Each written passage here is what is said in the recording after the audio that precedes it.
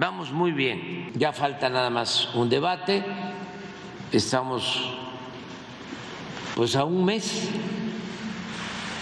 de las elecciones más importantes en cuanto a los cargos que se van a elegir y todo está en santa paz. Bueno, es una tragedia para México, pero la realidad es que el país no está en santa paz, como lo ha dicho el presidente López Obrador. Estamos viviendo una de las situaciones más graves de violencia en muchísimo tiempo. Esta tarde se dio a conocer que fue localizado con vida el obispo emérito de Chilpancingo, Salvador Rangel Mendoza. El sábado pasado había sido reportado desaparecido. Estaba saliendo de Jutepec, Morelos, rumbo a Chilpancingo. Pero bueno, las cosas no están bien, incluso si está siendo secuestrado, aunque haya sido un secuestro exprés, el obispo emérito de Chilpancingo, Jorge. Sí, la Fiscalía de Morelos informó que al parecer se trató de un secuestro exprés. No lo sabemos, lo cierto es que el obispo Rangel se dio a conocer por tener diálogos con grupos criminales como los Ardillos, que disputa Guerrero con los Tlacos y que disputan también no solamente Guerrero, sino también Morelos. El obispo Rangel mantenía desde hace años la relación con los Ardillos, incluso los defendió, pese a que son protagonistas de la tragedia que se vive en toda la región de la montaña, en Guerrero, y que se extiende al Estado de México, Morelos, a Michoacán. Y cuando se negocia en beneficio de uno y en contra de los otros, lo que sucede es que se agudiza la violencia. Y yo no quiero decir con esto que el obispo Rangel, el obispo de Chilpancingo, Chilapa, sea un hombre del narcotráfico, no, quizás no estoy, sin duda lo mueven buenas intenciones, pero lo que sucede es que cuando se toman ese tipo de posiciones, uno pasa de ser árbitro a actor, y no sabemos qué es lo que sucedió. Lo que sabemos que fue secuestrado, que estuvo por lo menos 24 horas secuestrado y que terminó en un hospital de Cuernavaca, que es donde está ahora. Es el obispo emérito de Chilpancingo, Chilapa, Salvador Rangel Mendoza, quien fue reportado como desaparecido el pasado 27 de abril. Ocurrió cuando salió de su casa en Jutepec, Morelos, y se dirigía a Chilpancingo, Guerrero. Su desaparición fue confirmada hasta la tarde de este lunes 29 de abril a través de un comunicado. La Conferencia del Episcopado Mexicano indicó que estaba en calidad de desaparecido, y horas después, a través de otro comunicado, el episcopado indicó que el obispo ya había sido localizado. Detalló que se encuentra en el Hospital General Dr. José G. Parrés, perteneciente al Sistema de Salud Pública de Morelos, en Cuernavaca. Todo apunta a que se trató de un secuestro exprés. Así lo dio a conocer la Fiscalía de Morelos. Está estable. Lo que estamos investigando es la posibilidad de que haya sido víctima de un secuestro exprés, donde pudieron haberle privado de algunas cantidades de dinero en cajeros automáticos. Esa es la línea que estamos ahorita trabajando. Las fiscalías de ambos estados, Morelos y Guerrero, acordaron realizar un trabajo conjunto para comenzar una investigación. El obispo emérito había recibido amenazas. Se dio a conocer que en febrero de 2018, cuando reconoció que tuvo varias reuniones con jefes del narcotráfico, en todo personal le dimos cuenta de este caso. Según el obispo, lo hizo para evitar más asesinatos de candidatos en el proceso electoral de ese año, considerado el segundo más violento. Lo cierto es que sus reuniones ocurrían años antes, y cuando reconoció que pactaba con criminales, sucedió días después de que 2 de sus sacerdotes fueran asesinados por un grupo criminal tras regresar de una fiesta el 2 de febrero de 2018. Eran Germanín Muñoz García e Iván Añorbe. Sus cuerpos fueron localizados en la carretera Taxco-Iguala. Previo a su muerte, ambos subieron imágenes en redes sociales en donde se ven portando armas de grueso calibre. En ese mismo 2017, pobladores del municipio de Quechultenango regalaron un báculo y pectoral de plata al obispo Rangel tras oficiar una misa. Justificó esas acciones indicando: no le están haciendo un regalo al obispo, sino a Dios. Quechultenango es el centro de operaciones de los Ardillos, liderado por los hermanos Iván, Antonio y Celso Ortega Jiménez. Desde 2011 han extendido su presencia en 11 municipios, incluido Chilpancingo. La familia Ortega también incursionó en la política con Bernardo Ortega Jiménez, otro de los hermanos, quien fue presidente municipal de Quechultenango, líder del PRD en Guerrero y fue diputado del Congreso local en 3 ocasiones. Los Ardillos mantienen una disputa en Guerrero con otro grupo criminal, los Tlacos, que buscan el dominio en la montaña. Por estas disputas, el obispo Salvador Rangel encabezó las mediaciones con los grupos criminales, pero en Guerrero hay más de 17 grupos criminales que buscan el control del Estado. Además de los Tlacos y los Ardillos, la familia michoacana quiere Tierra Caliente y el cártel Jalisco Nueva Generación también busca controlar varios municipios. Mire, puede haber sido un secuestro exprés o no. El obispo no estaba solo cuando fue secuestrado, pero que secuestren a un obispo y además a un obispo emérito tan conocido y reconocido como el obispo Rangel, más allá de las críticas que se puedan hacer sobre su forma de entender algunos problemas, demuestra lo vulnerable que somos todos. Este hombre fue secuestrado, camino de Jutepec a Chilpancingo, fue privado de su libertad por lo menos 24 horas, no tenemos claridad, sabemos que el domingo en la noche apareció en el hospital donde está internado ahora, no sabemos en qué condición está, un obispo emérito. Imagínese usted los ciudadanos de a pie cómo viven en esa zona de Morelos y de Guerrero. Sí, Jorge, porque se supone o le deberían de tener mucho respeto al obispo y bueno, lo vimos ahora lo que sucedió en estos días. Y bueno, ya hay hechos muchos más violentos que marcaron también este fin de semana. La semana pasada fue, escuche usted, la más violenta del año. Imagínese, 600 asesinatos, es muchísimo. Este fin de semana fue el más violento del año con 257 asesinatos. Y este domingo, ese mismo domingo que se realizó el segundo debate presidencial, fue el día más violento de este 2024 con 103 asesinatos. ¿Usted cree que en este país se puede vivir en paz? El país no está en santa paz, salvo que estemos hablando de la paz de los sepulcros. Lo cierto es que los asesinatos y los hechos de violencia se han sucedido en todo el país, con asesinatos de aspirantes, dirigentes partidarios, periodistas, hablando de Morelos como el asesinato, secuestro y asesinato de Roberto Carlos Figueroa, un crimen terrible ahí en las mismas zonas donde secuestraron al obispo, con bloqueos, zonas ocupadas por grupos criminales. Un desastre es lo que vivimos en el ámbito de la seguridad y el país definitivamente no está en santa paz.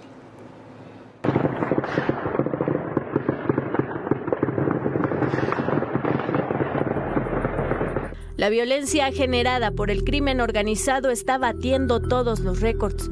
Este fin de semana fue el más violento en lo que va del año. 257 homicidios dolosos del viernes 26 al domingo 28 de abril. Tan solo ese día fueron asesinadas 103 personas, 14 de ellas en Guanajuato.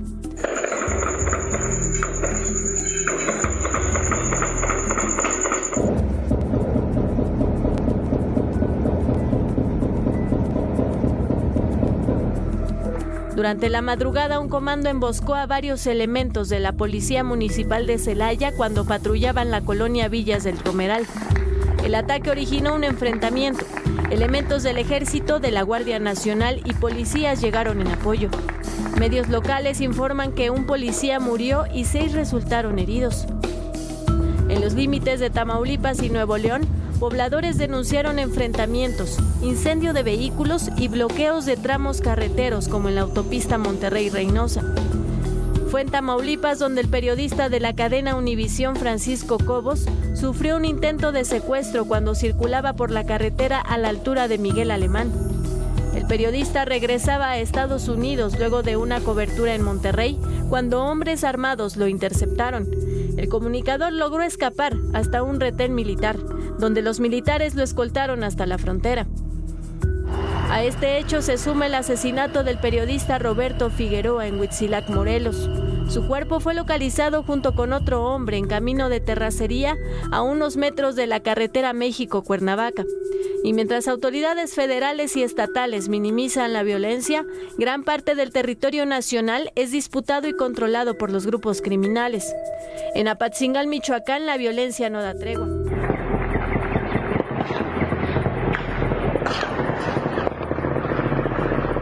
La candidata presidencial de la coalición Sigamos Haciendo Historia, Claudia Sheinbaum, canceló los eventos que tenía programados en la región.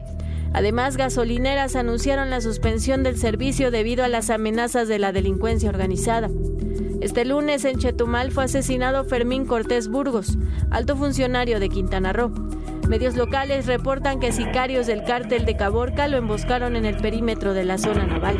Cortés Burgos formó parte de la CEMAR y fue director del penal de Cancún.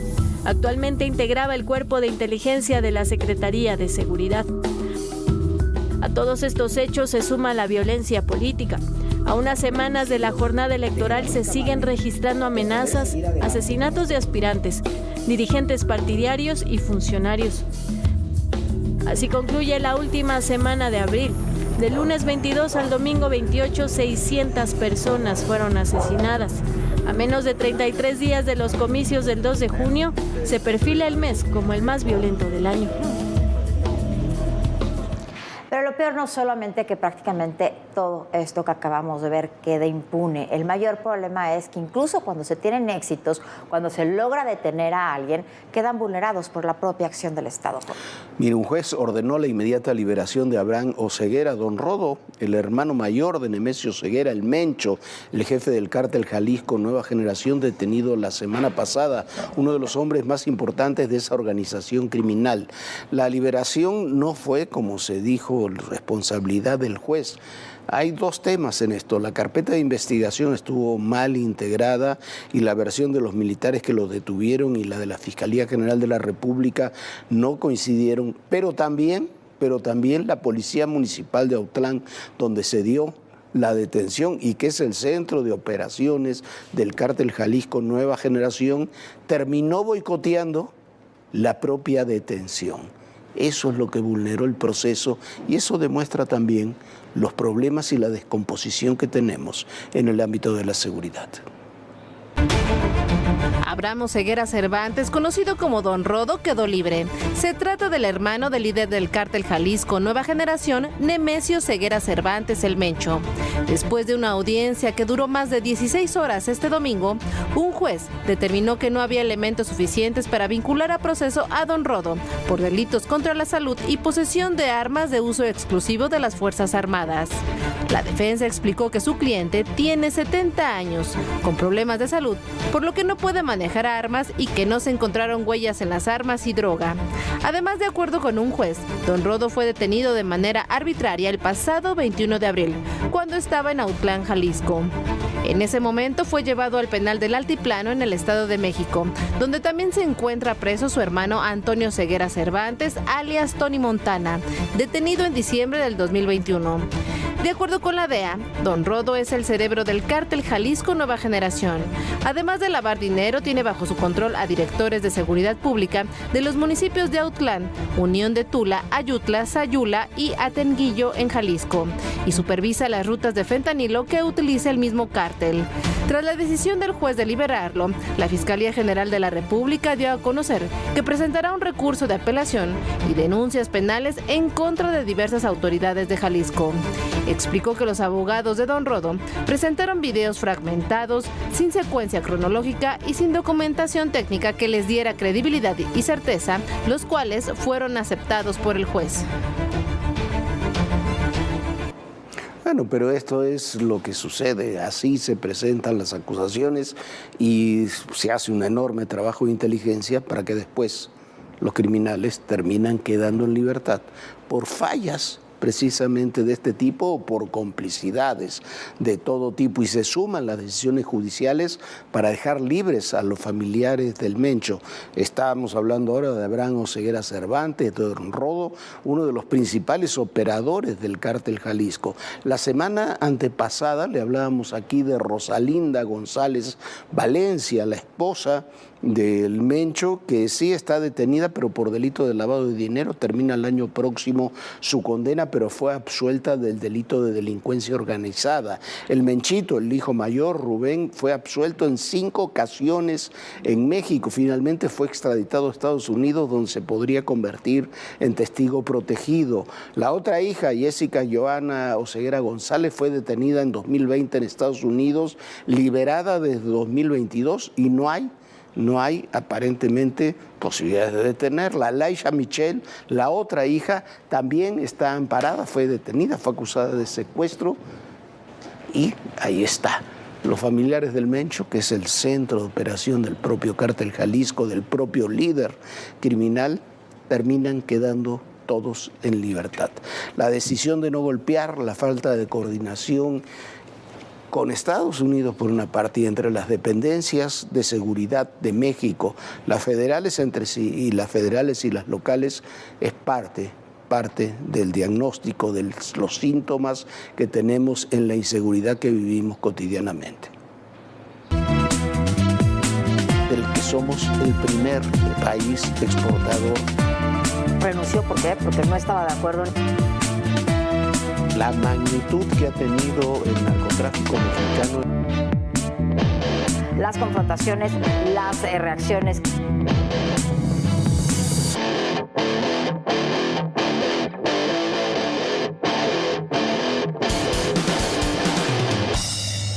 Y ayer fue el segundo debate entre las candidatas Claudia Sheinbaum, Xóchitl Gálvez y el candidato Jorge Álvarez Maínez. Un debate, por supuesto, mucho más duro, con un formato distinto y muchas confrontaciones, sobre todo entre Xóchitl Gálvez y Claudia Sheinbaum. Fueron sin duda mucho más agresivas en este debate, como con sus rivales, de lo que fueron en el primer debate. Y esto es lo más importante, lo que se vivió ayer en la noche. El segundo debate presidencial entre las candidatas Claudia Sheinbaum, Xóchitl Gálvez y el candidato Jorge Álvarez Maínez abordó 4 temas: crecimiento económico, empleo e inflación, infraestructura y desarrollo, pobreza y desigualdad, y cambio climático y desarrollo sustentable. La constante en el debate fueron los ataques. El principal problema económico de los mexicanos es la extorsión y el cobro de piso. Los delincuentes ya tienen partido. Morena se ha convertido en un narcopartido. El único narcogobierno que ha existido declarado es el de Felipe Calderón del PAN. Y los ataques entre Claudia Sheinbaum y Xóchitl Gálvez subieron de tono. La candidata del PRIAN tuvo contratos cuando fue titular de la Comisión Nacional de Pueblos Indígenas con la Comisión Nacional del Agua. 17 contratos millonarios. Es decir, cada vez que es servidora pública o funcionaria pública, se sirve del poder público. Se te cayó un colegio porque no aplicaste la protección civil. Se te cayó el metro por falta de mantenimiento. Se te cayó el tren interurbano porque contrataste a una empresa patito. Tú no vas a ser presidenta, se te caería el país. En pobreza y desigualdad, el debate se centró en los programas sociales. Porque los programas sociales han abandonado a las niñas y los niños porque no votan. Y la solución de la pobreza es exactamente al revés, empezando con las niñas y los niños, porque la etapa más determinante en la vida de un ser humano es la primera infancia. Todos los programas sociales, que es falso, que la candidata del PRIAN los va a mantener, porque si no el PAN no hubiera votado en contra de estos programas, los vamos a mantener y aumentar cada año por encima de la inflación. A diferencia de la candidata de las mentiras, a mí ningún hombre me da instrucciones. Yo decido por mí, los programas sociales se quedan. Al hablar de medio ambiente, los ataques continuaron. Lo que ellos tenían, y no pueden negarlo, son negocios sucios con energías limpias. Lo que estamos haciendo nosotros y lo que vamos a seguir haciendo son energías renovables. La candidata de las mentiras ya se convirtió en una candidata serial de las mentiras. Realmente ni ella se cree esos cuentos de que este gobierno ha protegido el medio ambiente. El tercer y último debate será el domingo 19 de mayo. Para ADN 40, Hugo Vela, Fuerza Informativa Azteca. Bueno, y después de este debate y al mismo tiempo que 2 mujeres se disputan la presidencia de la República y que tienen, muchas posibilidades de gobernar este país, muchas otras han quedado, muchas otras candidatas en el descuido absoluto. Más de 200 solo en Zacatecas han tenido que renunciar a sus candidaturas por violencias. ¿Por qué? Porque no han podido hacer campaña, porque están simplemente aterradas. Ninguna, salvo una, ha presentado una denuncia. La renuncia de 200 mujeres candidatas en Zacatecas incrementa los focos rojos de la violencia política en el país. La consejera Carla Humphrey calificó el hecho de muy grave, ya que se trata de un número muy alto. De acuerdo con el Instituto Electoral del Estado, las renuncias son de mujeres de todos los partidos y por diversos motivos. Comenzaron a mediados de abril y el organismo público local electoral elabora un informe al respecto. El consejero Jaime Rivera Velázquez señaló que no solo son mujeres, hombres también han presentado renuncias. Lo que ocurre en Zacatecas no es un hecho aislado. Luego del ataque armado a la camioneta de Linda Padilla, candidata del partido Vida a la alcaldía de Guadalupe, Nuevo León, este fin de semana anunció su renuncia a la contienda electoral por no contar con las garantías de seguridad necesarias para continuar con su campaña. Este lunes, Ramiro Cortés Barrera, candidato a presidente municipal de Miguel Alemán, Tamaulipas, por la coalición Fuerza y Corazón por México, denunció que la hija de una candidata fue amenazada. Y repruebo totalmente lo que acabo de escuchar, una amenaza en contra de la hija de una de nuestras candidatas que anda buscando la presidencia municipal. Recuerden que hace muy pocos días mataron a un candidato, a un expresidente municipal con licencia que estaba buscando la reelección. En Chiapas fue secuestrado Rey David Gutiérrez Vázquez, candidato del Partido del Trabajo a la presidencia municipal de Frontera Comalapa. Hombres armados en varias camionetas lo privaron de su libertad el sábado en la casa de un familiar. Al día siguiente, simpatizantes planeaban realizar una manifestación para pedir su localización con vida, pero la suspendieron por amenazas. De acuerdo con el sitio Laboratorio Electoral, se han registrado 174 agresiones contra aspirantes y personas relacionadas con el proceso electoral. De estos casos, 57 personas han sido asesinadas, 29 han sufrido un atentado y 11 fueron secuestradas.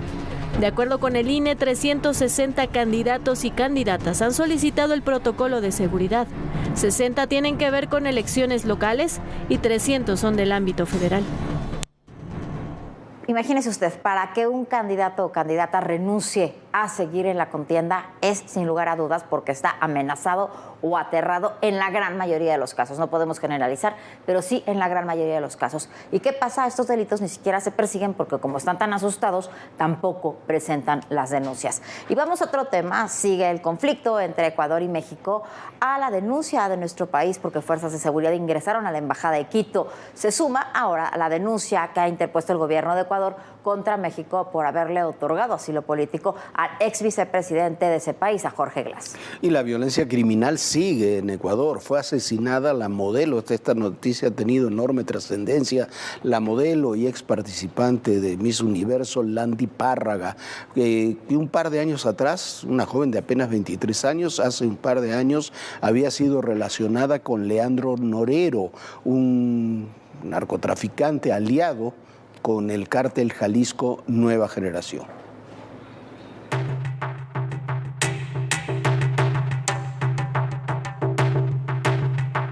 Así ejecutaron a Landy Párraga. Sucedió en una cevichería en Quevedo, Ecuador. La joven era ex reina de belleza y aspirante a Miss Ecuador. La tarde del domingo fue sorprendida por un sujeto encapuchado que le disparó a quemarropa a ella y a su acompañante. Landy decía ser influencer. Estaba relacionada con el narcotraficante Leandro Norero, alias El Patrón, y quien fue asesinado en prisión en 2022 durante un motín. Este hombre tenía vínculos con el cártel Jalisco Nueva Generación y, según medios ecuatorianos, Norero financiaba a los Lobos, pero no era líder de la organización. Por eso tenía facilidad de negociar con otros grupos criminales, incluso los choneros, los principales enemigos de los Lobos y que están aliados al cártel de Sinaloa. Norero formó antes parte de grupos criminales que participaron en un proceso de pacificación durante el gobierno de Rafael Correa del 2007 al 2017. El nombre de Landy apareció en una serie de conversaciones sobre el caso Metástasis, el cual investigaba a una red de corrupción que favorecía el crimen organizado en Ecuador. En la conversación revelada por la Fiscalía de ese país a finales del 2023, el narcotraficante Norero le comenta a un administrador que el nombre de Landy no debería salir en la investigación, a pesar de que estaba acusada por lavado de dinero y no quería por ello que la mujer fuera relacionada. Según la Fiscalía, Norero pagó para que no se vinculara a la chica con el caso. Este crimen se da en medio de los señalamientos entre los gobiernos de México y Ecuador por el asalto a la embajada en nuestro país en Quito, ocurrido el 5 de abril. Este lunes, el Ministerio de Relaciones Exteriores de Ecuador informó que presentó ante la Corte Internacional de Justicia una demanda contra el gobierno mexicano. Lo acusa de violaciones a convenciones, acuerdos y obligaciones internacionales tras haber recibido como huésped al ex vicepresidente Jorge Glass, a quien incluso concedió asilo político. Mañana se espera que la Corte Internacional empiece a escuchar los argumentos de México y Ecuador sobre este caso. Jorge Glass estuvo en la administración de Rafael Correa y fue acusado de estar vinculado al caso Odebrecht. Desde diciembre del año pasado se había refugiado en la embajada mexicana.